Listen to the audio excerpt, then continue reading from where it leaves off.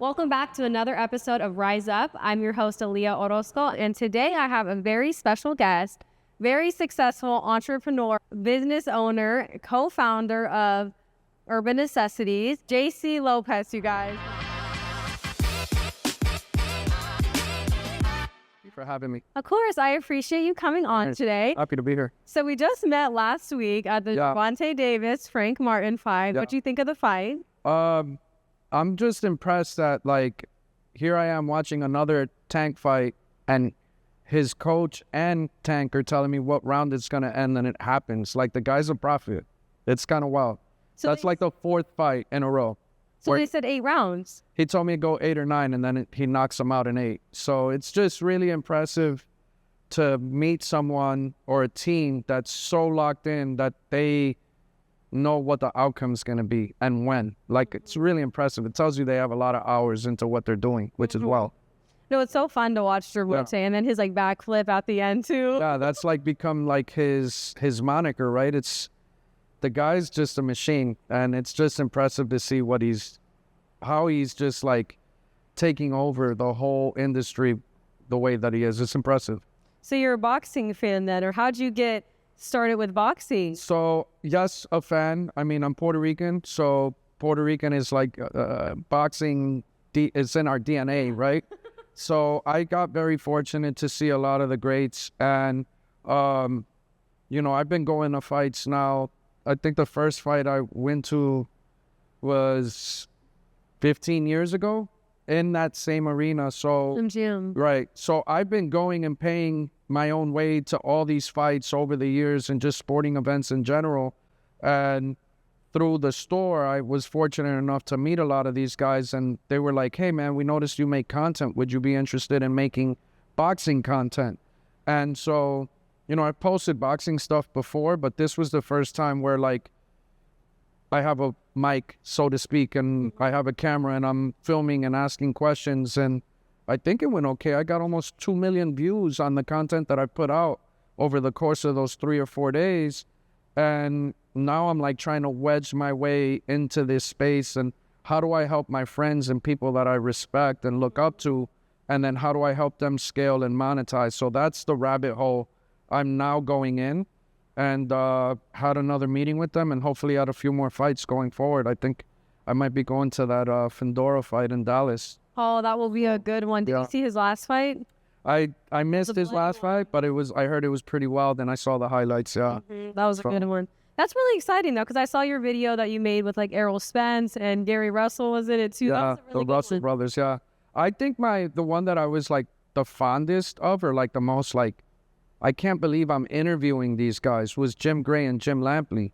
So those guys are, like, they're almost 45 years into the space. So they've been in boxing since before I was born, right? And they've become like the voices of the sport. And I'm watching them for 3 days walk in and out of media room, and no one's talking to them. And I'm like, how is no one talking to these guys? And I'm like, I gotta ask them something where, like, they'll be engaging, but not look at me like a tryhard or like out of place. Because there's a lot of influencers that they put in those rooms that don't make any sense. And there's value to that, but it's hard to ask the questions or have engaging conversation. So I asked what were like their top 3 moments in boxing that they commented on. And it was pretty cool to hear, like, that was my favorite piece of content I filmed. No, I know exactly what you mean by that, though. Yeah, it's hard. Yeah. It's really hard. And that format is like so much could be more efficient, right? Like, I noticed this is my first time being involved with media over there. And it's like basically like there's no rules. It's just you go, you have a camera, you put a camera in front and a microphone, and then you're like asking questions, right? And it's like it's exhausting for the coaches and the boxers, because like some of these guys, like when I was passing around in the media room, I'm looking, their camera's on for 20 minutes, 22 minutes. It's like, how do you keep a guy locked in for 22 minutes and not make him sound crazy? So, like, there needs to be there's a lot of room for improvement in that process. And for me, I saw a lot of opportunity. And, all right, let me ask some silly, funny, engaging questions that there's value of, and they'll, like, show that they're engaging. And so I think it was refreshing, and I'm going to have the opportunity to create a lot in that space. I love it. I'm happy you're going to be more in the boxing world. That's really fun. And I feel like you gave it definitely like a different approach to it. Yeah, That's definitely. nice. I know what you mean though, because if you haven't experienced like media in the boxing world, it is a totally free. It's a train wreck. It was a train, I went to the guys, right? And I mean this like without like criticizing, but I'm just like confused because I come from like an organizational standpoint because of my business, right? Sure. Everything has to be time efficient and like productive. And I'm like, how are people signing in to get their passes and credentials, but they're not booking appointments? And every boxer is just has to like, you're trying to get FaceTime with all of them and that you can't, right? So, and then like, it just like, yeah, so it's interesting. It really is interesting. Well, we met at the Gervonta Davis versus Frank Morton fight. That's what we were saying. And when I was introduced to you, I got to hear a little bit about your story. And right when you told me, I instantly told you, you have to come on my podcast. And then here we are like less than a week later because I'm like, I'll be in LA next week. Let's just get it done. That's kind of how the world, you know what I mean? Like my it's really cool. It's just like dots get connected really fast and like it doesn't seem forced or try hard, which is really important nowadays in media and content. No, most definitely. So you have such an incredible story, like coming from a more challenging beginning to being where you're at today, being so successful as an entrepreneur. Just what does that mean for you? I think, you know, the part that I really try to gravitate and focus on when I talk about my past or my beginnings is that I come from the stereotypical background that every minority comes from, right? Poverty, lack of financial literacy, stereotypes of like, you can't do this, there's a lot of risk, like you can't, you shouldn't. And so I'm like kind of I'm like living in this world or creating this world that like doesn't have those restrictions, doesn't live in that fear. And because of my body of work, like people that look like me that are from these same environments are open to my ideologies and are incorporating it into their businesses and then creating their business practices. And it's been fun, like creating this content that like helps people pivot and then turn into these like, you know, iterations of themselves that they should have been from the beginning. So I have a lot of pride in that, right? And I think that matters more than any dollar I've generated through this business. My business is very different than most. It was a consignment business that essentially started on a folding table, and I recognized, okay, this isn't scalable unless I do this with community. And then it's like, how do I empower the community? And that's now led me to have stores like in places that, like, what am I doing there? Yeah. So it's been really cool. Did you ever see this for yourself? Like when you were growing up, did you already kind of have this passion for sneakers or like kind of want to see yourself in those spaces originally? Did I see, I did see that I was going to be something. I just didn't know what that was going to be, right? Like I've always had an appreciation for fashion, culture, sports, music. I wanted to be a musician, but I was terrified to write because I was scared of people criticizing what I would write. I wanted to be an athlete, but like I love boxing, but I don't like fighting, right? I could be aggressive if I need to be, but I don't want to get hit. Like, you know what I mean? Like, and I wanted to be an athlete, but I was scared of standing in the batter's box. I'm not tall enough to be a basketball player. So like, I look at all these brands, athletes, rappers, musicians, and I'm like, how do I get to interact with them but not look like the tryhard? And so when I lost the job and I met a girl who's now my wife, I was like, I think I could sell sneakers till I find another job. I never found another job. Me doing the boxing thing is like, as you could see, me trying to find a job. And it like took a life of its own.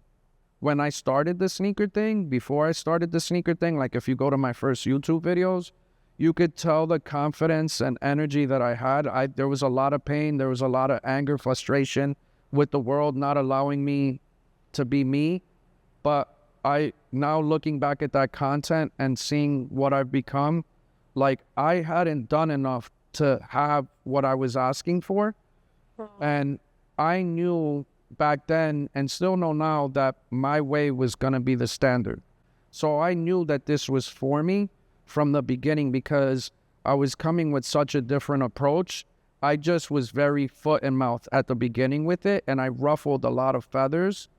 And I've kind of, now like a little bit more calm, not as aggressive, and coming from a better place. And I think that's why I'm getting the opportunities to do even more stuff that I have no business doing, like content, so. I love that. So when you were first starting then, because I feel like sometimes like if you would have lost a job, let's say, like I just recently lost a job, and I feel like, I don't know, like I feel like it's hard in that moment to look at it as like a positive thing. It's overwhelming. Yeah. Because you're looking at it with the money that you have in your pocket or your bank account, and you're like, oh my God, responsibility, food, a car, transportation, my rent, like my family. How do I stay in this space, right? But was it not the most empowering moment of your life? Yeah, I know it is. And you're getting this opportunity and recognizing it in your 20s. I didn't get the realization of that moment till I was like in my 30s. Really? So it's not about when you start. It's not about how you start. It's the fact that you started and that there's a hunger and a passion to create. And that, for most, will make you almost delusional in a sense, right? You have to ignore all the reasons why it won't work. You have to ignore all the criticism that comes along the way, which isn't even really criticism. When you tell your friends or your family, I want to do this, they're questioning it, but they don't know how to really question it in a way where it's not offensive. Yeah. Because it's like you're speaking, it's almost like you're speaking in a different language and they don't understand it. So they're like, what do you mean you want to travel and turn a camera on and interview people? Like, you're not a news reporter, right? Literally. Right? Like, what are you doing in boxing? You don't know the history, right? You don't know the history. 100%. Right? But for me, it was like, I opened the store and I showed my mom the first day. I was like, Mom, look, a store. I own a store. She's like, go get a job.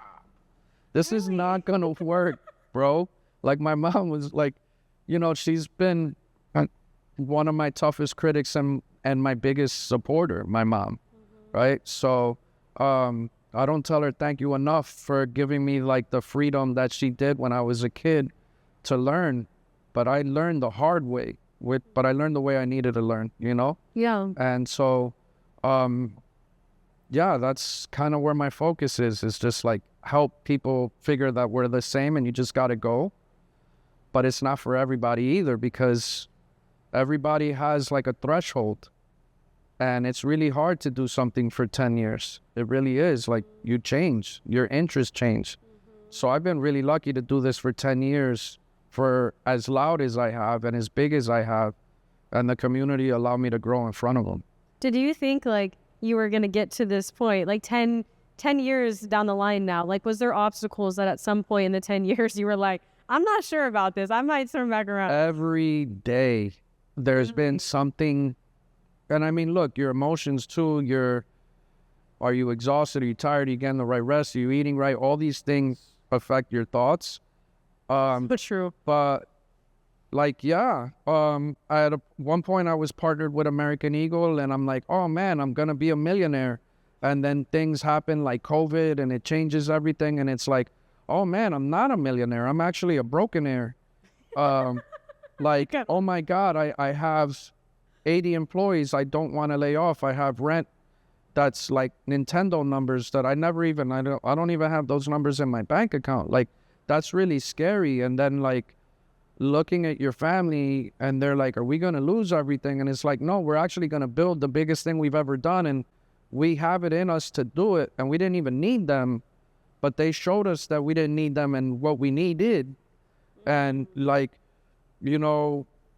then your business becomes like, my business has become like, this was just like messing around. Let me try to sell sneakers to like find another job. And then it became a job. Then it became a business. And when it became a business, now it's like I'm responsible for 80 different employees and their families. I'm responsible for 30,000 consigners globally and their product.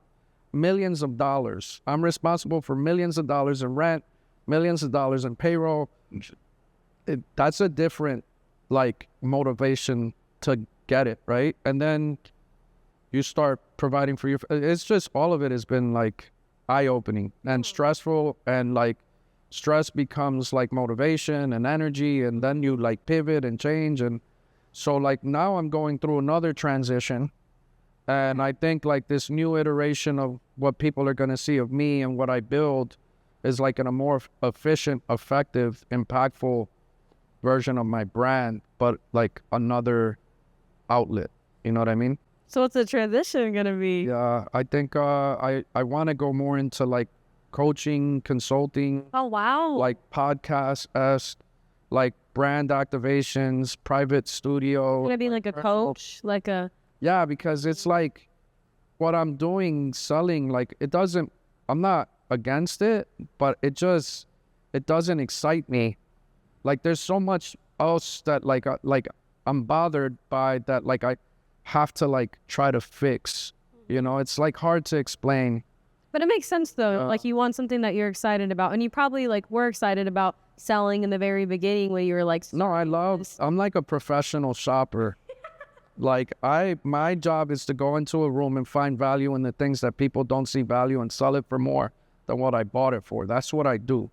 Like I love. It's a certain eye. Yeah, it's kinda nasty. You're like always shopping, even when you're not supposed to, no matter what your bank account says. But like an example, right? You bring, like we met with the Gervonta thing, so that's our tie. But a couple years ago, Gervonta fought Barrios. I don't know if you remember. Mario Barrios? Yeah. And so on Showtime, they did the whole promotion and all that other. It was like a behind the scenes, the lifestyle, the training. If you go back to that content, Gervonta shopped in my store. And so I've known Gervonta 6 years, about. And every time he comes in, I talk to Coach and I talk to Tank. And that particular day, Tank had a lot of people with him, a lot of friends, a lot of people that are on the team, not on the team, his mom, and everyone was shopping. And I'm like, Tank, why are you buying all these shoes for everybody, bro? Half these people aren't going to be there at the next fight. Your mom's asking for a $5,000 shoe. Like, she doesn't know the difference between a $5,000 shoe and a $200 shoe.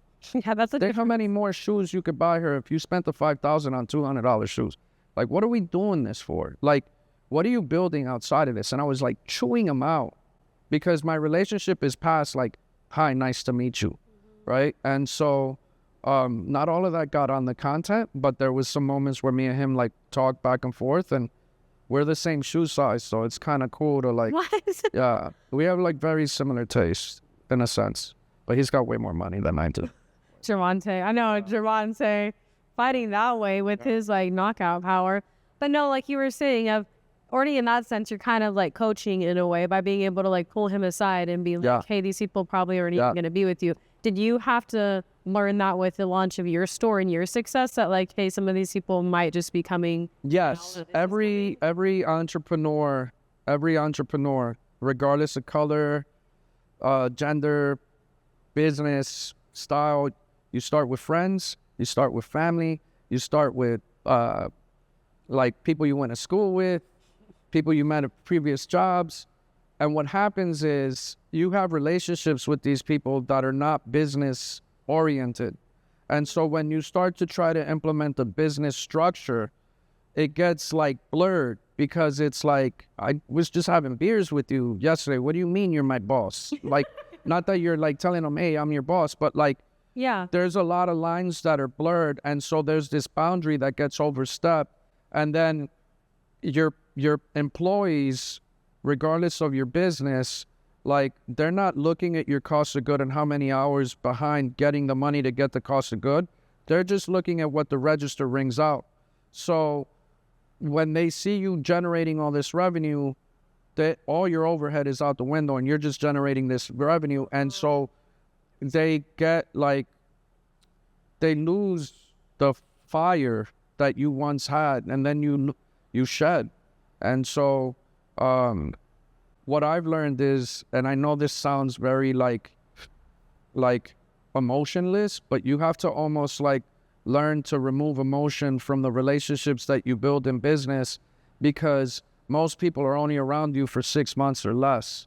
And that's really hard to do, because if you're a people person, or if you're a helper, or if you care, like, you learn to love everybody and you want to help, and then you start overstepping boundaries and paying for groceries or rent or helping them get cars or houses and this and that. And then like your intentions could be perceived the wrong way. And it's like, it's really difficult to be an owner operator. It's not designed to be, business is not designed for you to be owner operator. You have to separate the two. And it's impossible to do that because there's no manual for like any of what we're doing. And so again, because of like all these like self-inflicted lumps, I don't want to say mistakes because they're blessings. And now I'm gonna be able to help other people prevent from.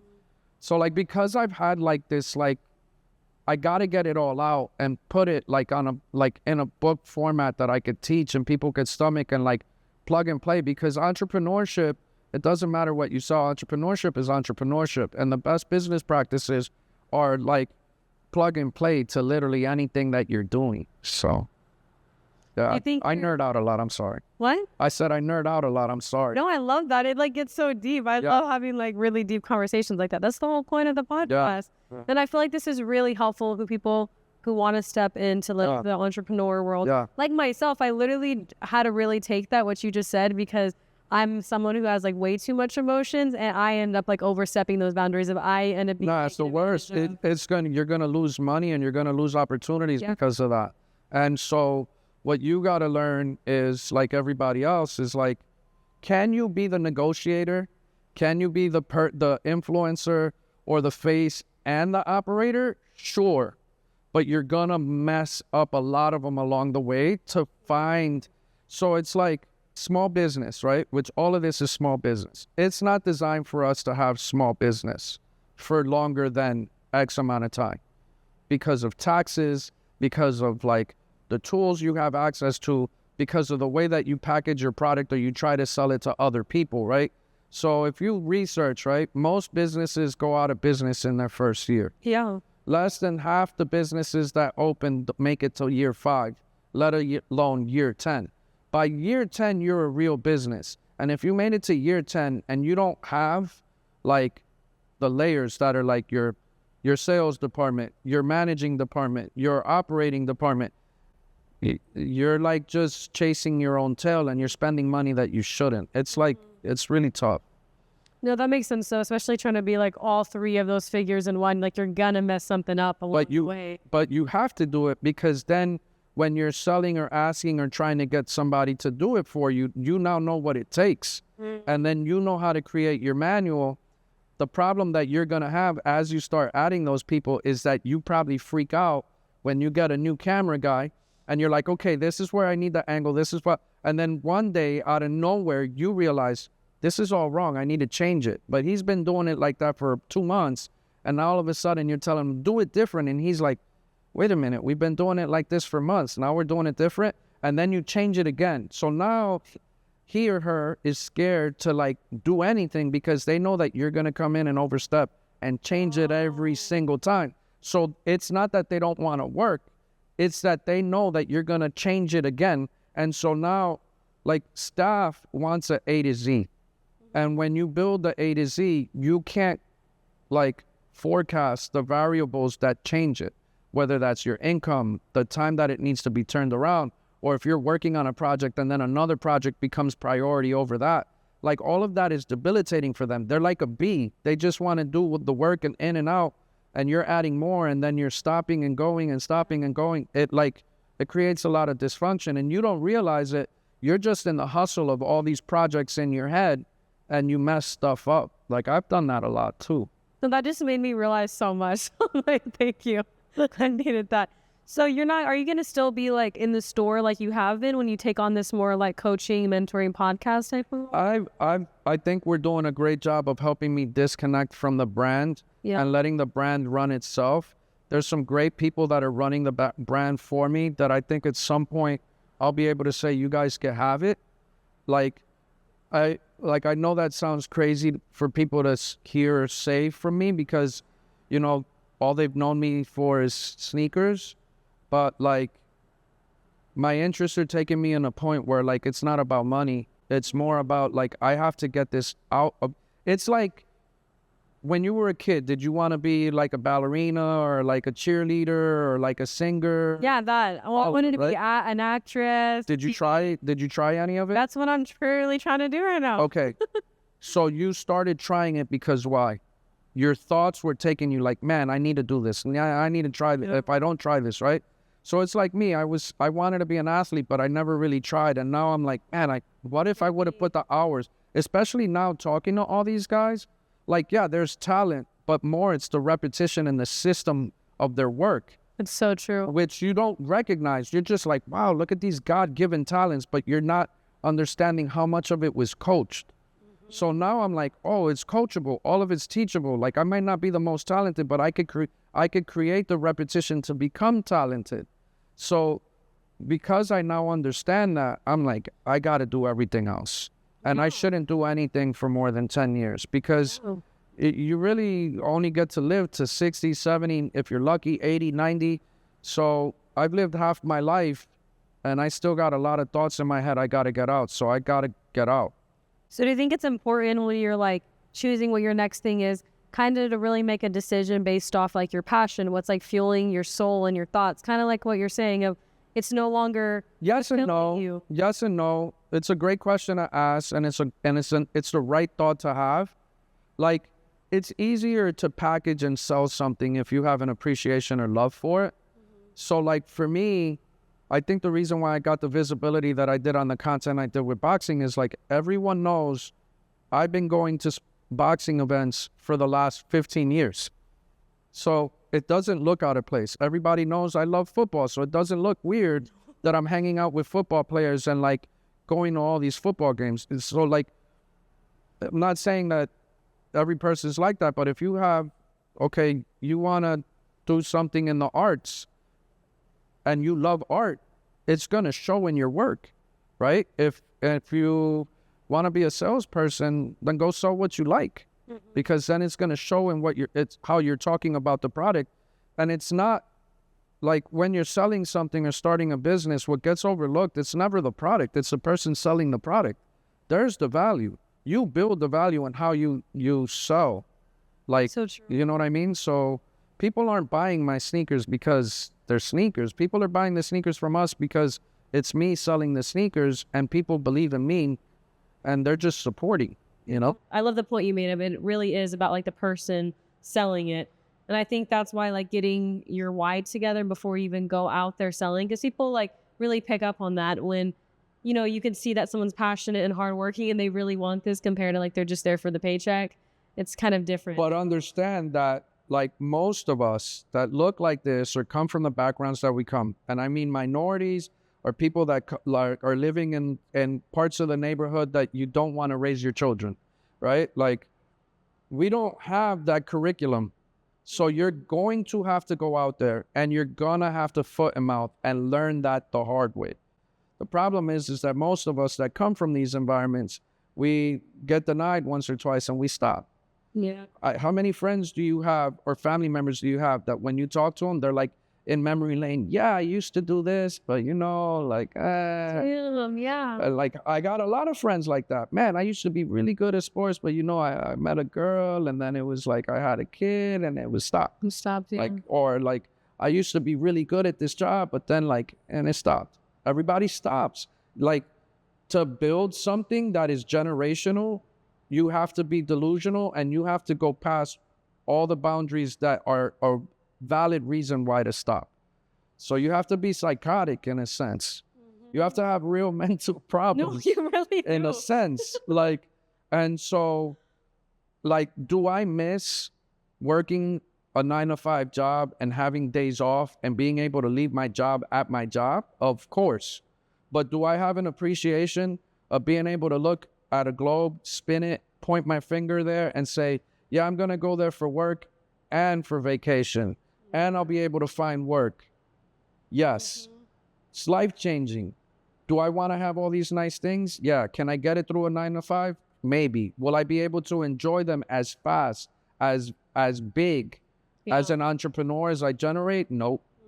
Not with my education, not looking like this. So entrepreneurship is freedom, but entrepreneurship is also slavery, because you're going to have to put in hours that you don't want to put in. You're going to have to work hours that you don't want. You're going to have conversations and meetings that you don't want. You're going to have to break a lot of hearts. You're going to mess up your bank account.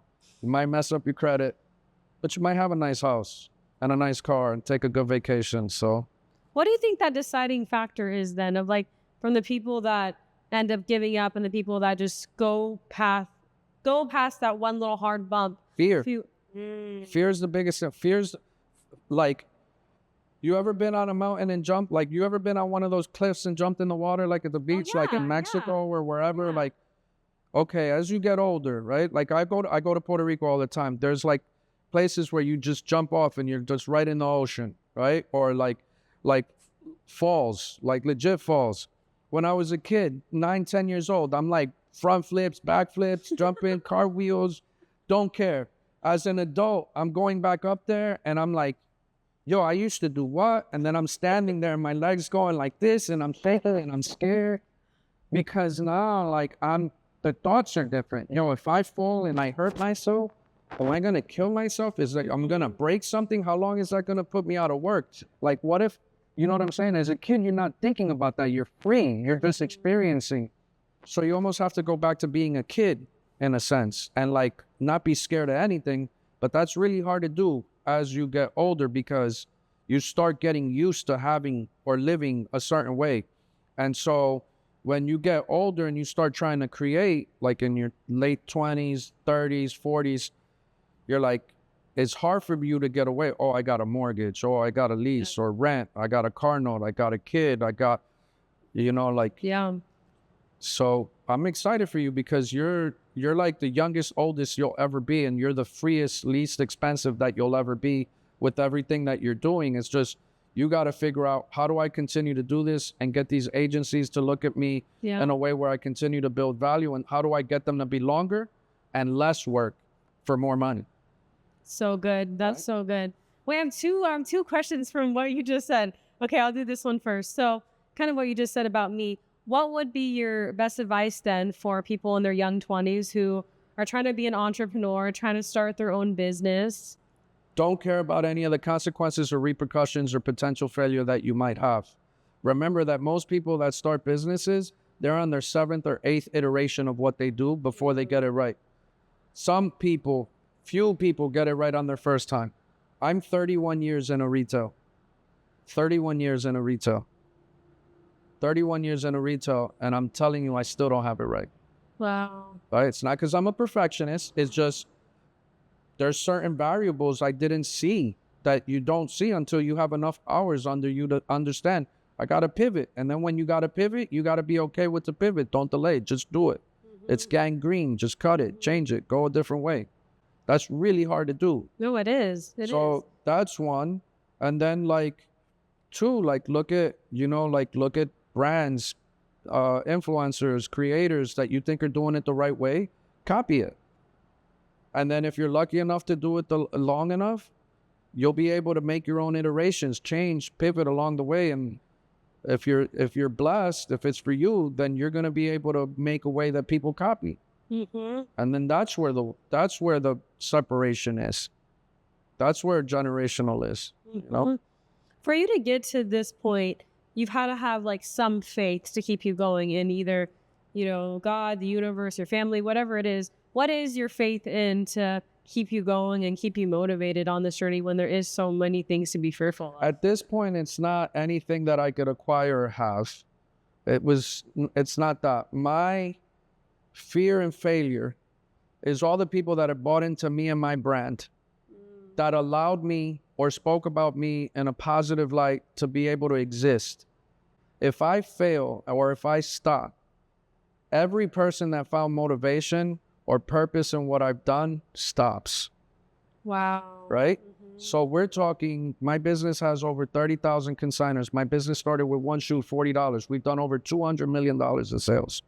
Like a lot of the best business practices, and I know it sounds biased coming from me because I'm the founder, but a lot of the things that are incorporated in reselling started with us, right? I didn't start reselling. I made certain parts of it, certain outlet, like aspects of it more efficient, more impactful. The machines where you could win the shoes, I started that. QR codes in retail, I wasn't the first guy to do it, but I was the first guy to do it in sneakers. And now other sneaker stores are mimicking that, you know? It's so, again, it's like letting those people down. Like during COVID, I was doing like live streams, and it started with like, all right, we're just going to show off shoes. Yeah. I'm going to let you get on, show me 4 or 5 shoes. Then it turned into like Dr. Phil. People like, I'm suicidal, I have issues, this and that, helping people. Another kid, 2-time cancer survivor, like lives with his parents. It's two kids, parents in a 1-bedroom apartment, like no furniture, no nothing. We're raising money and going out there to like do a tattoo drive to generate money to buy these people furniture and get them out of where they're at and put food in their refrigerator because they had none. You know, like it went way past. It's always been past sneakers. Like I joke that like that store is like my pupil, like my church. And that's like, that's where that's like my pedestal to kind of speak to the community. You know, it's like, I'm religious, but like, I'm not sitting here preaching people my religion. Like I have faith, and I just want to give people the confidence to continue to grow and create, because we don't have enough of that. I don't have anybody in my corner saying, keep going, Jay. And that's what you need when you're taking a leap of faith on yourself and you're gambling everything you have and don't have. What did that moment feel like for you once you realized like you got to a point in your life that your story is now like a testimony for people to keep going? Made me feel invincible. Think about like, all right, like there was another piece of content I talked about. I went in that gallery and I showed moments, and I tried to tie the moments to like moments of my life, like where I was at or was I there, this and that. I talked about the Mayweather-Pacquiao fight, and I bought tickets to that fight when I had $6,000 in my business's bank account. I spent the whole $6,000 to buy tickets to do a raffle to get a guy a heart transplant. And we got the guy the heart transplant. So I got my $6,000 back, and then we generated over $20,000 to get this guy in a program to get him a heart transplant. He got a heart transplant. That was a couple months into my brand. When was that Manny Pacquiao Mayweather fight? 7-8 years ago, right? More than. That was the first moment I'm like, damn, I have like 5,000 followers. We just got a guy a heart transplant. Imagine when I have 1 million followers. Wow. Right? We've helped pay for like 9 funerals. I helped a guy get a car. Like we gave away a car. So it's like the toughest person to make a believer is yourself. Once you can convince yourself that like you can make it work, the world's going to follow. But if you can't convince yourself, no one's going to support what you're doing. Are you still having to convince yourself? Like, do you ever struggle with imposter syndrome? Or yeah, I have self-doubts, but it's not because I don't think I could do it. It's more like now what I'm trying to do is shit that I've never done. This is exciting. Yeah, I'm like, I have a fire under me that I haven't felt in 10 years, right? Like I'm really excited about this new iteration of me that people are going to start seeing over the next couple months. And I know it's going to look weird to people, but this is the most alive I've ever felt. That's so good, Digger. That's so good. So on that note, you just said like future plans with Urban Necessities and yourself. Do you want to talk a little bit more about that, or anything we can expect to see from you? Great question. Look, I definitely think that what you should expect from me is more behind the scenes stuff, and also just engaging with impactful people that not everybody gets the opportunity to be in the rooms with, and just having these like, you know, meaningful conversations. It's substance content, not like clickbait for likes content. So I don't need to cater to everyone. I just want to cater to the people that need to hear it. And that'll find its way to wherever room it needs to be in. So I'm really excited about understanding what I am And it took me 40 plus years to figure that out, you know? So the next 40 are going to be crazy. I'm excited to see what you're going to be doing. Yeah. And on that note, like when we were walking up here, we are talking a little bit, and you were sharing with me, you know, about your dog and your wife and just the different things in your life that you're going through. And I don't know, I just want to give you your flowers right now and just say that I think that's amazing, just everything you're doing, and you just stay so strong and persevere through it all. So I guess just what's your message for people? Because I know we all have our own things that we're battling in our life and we're all trying to put on a face, but you do it so well and you're able to be a voice for people. So look, I don't want to say I'm the tough guy, because I'm really not. I'm a crier. I think you have to accept that it's okay if you feel like you have a problem. You have to understand that most of us suffer from anxiety and depression, like almost half of us. Yeah. We almost all do, right? A lot of it has to do with the food you eat. A lot of it has to do with the lack of sleep you're getting. A lot of it has to do with the environment that you're in and the way that your family raises you, right? So some of that stuff you cannot control. You might not have the money to eat healthy. You might not have the tools to learn the way that you need to. That's the first part that you have to like kind of process, that most of us don't. The other thing is that what's scaring you is the fact that these are emotions that you've never experienced before. So you overreact. And then, like an example, right? If we were to walk this room and I would say, do me a favor and point out all the things you see wrong with it, I'm almost positive that if we both did that, we're both going to point out to each other things that we both don't see, even though they're out in broad daylight. That's so true. Right? So when I say that, what I'm getting at is that, like, the things that are causing you to panic, most people don't see. So it doesn't matter. And so I'm not saying that they're not traumatizing or debilitating or stop you. It's going to do that. It's going to have its moment. But it's like having a wound and then getting a scab. Sooner or later, the scab goes away and then you forgot about the scab. So you have to kind of look at stuff like that. You mentioned my wife being sick, fighting for her life. Terrifying at the beginning, freaking out at the beginning. You get over your freaking out and then you start, nah, you're going to beat this. You got this. You got to do this. That's motivation. Yo, look. And you start setting little goals.